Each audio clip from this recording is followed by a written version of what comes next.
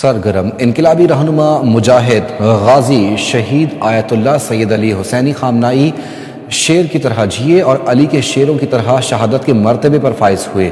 دنیا کے غاصب اور سفاک نظاموں کے خلاف جمہوریہ اسلامی کی بقا کے لیے خون کے آخری قطرے تک ڈٹے رہے۔ 36 سال ایران میں رہے، زندگی کا آخری غیر ملکی دورہ بحیثیت صدر ایران چین کا کیا۔ اسرائیل اور امریکہ کے حملے میں جان اللہ کے سپرد کر دی، لیکن حسینی افکار پر کوئی لفظ نہ آنے دیا۔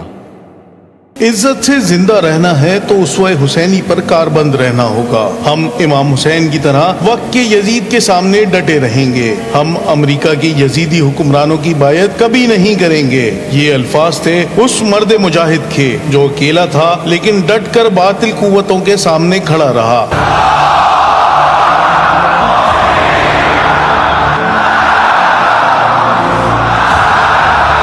سید علی خامنائی ایک عالم باعمل شخصیت تھے۔ 19 اپریل 1939 کو مشہد کے باوقار مذہبی گھرانے میں آنکھ کھولی۔ ان کے والد سید جواد خامنائی کا شمار مشہد کے جید اور قابل احترام علماء میں ہوتا تھا۔ گھر میں پہلے ہی قابل اور جید علماء کرام موجود تھے تو پھر سید علی خامنائی کو اپنے مستقبل کا پہلے سے کیوں نہ پتا ہوتا۔ سید علی خامنائی ذہین تھے اور اتنے ذہین کہ 4 سال کی عمر میں ہی مشہد میں درس قرآن سے تعلیم کا آغاز کیا۔ 1957 میں نجف اشرف چلے گئے، لیکن جلد ہی والد کی خرابی صحت کے باعث واپس مشہد آ گئے اور پھر قم میں ہی بس گئے اور سب سے بڑی دینی یونیورسٹی حوزہ علمیہ قم میں داخلہ لیا اور آیت اللہ سید حسین بروجردی اور آیت اللہ سید روح اللہ خمینی کی شاگردی اختیار کی۔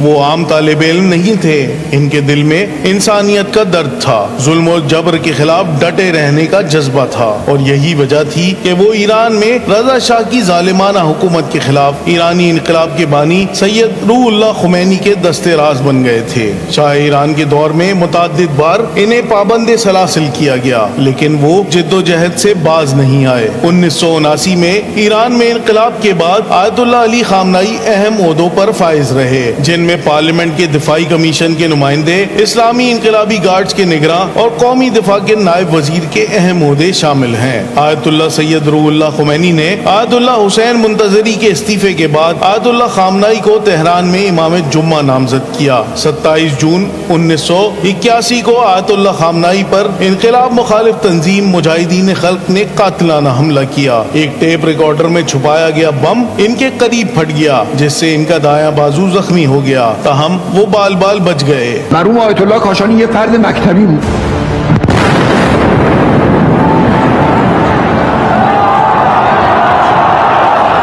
سید علی خامنائی 1981 میں ہی ایرانی صدر محمد علی رجائی کی شہادت کے بعد صدارتی انتخابات میں 97% ووٹ لے کر ایران کے صدر بنے اور پھر ایرانی انقلاب کے بانی رہنما سید روح اللہ خمینی کے وصال تک ایران کے صدر رہے۔ 4 جون 1989 کو آیت اللہ سید روح اللہ موسوی خمینی کے انتقال کے بعد وہ ایران کے سپریم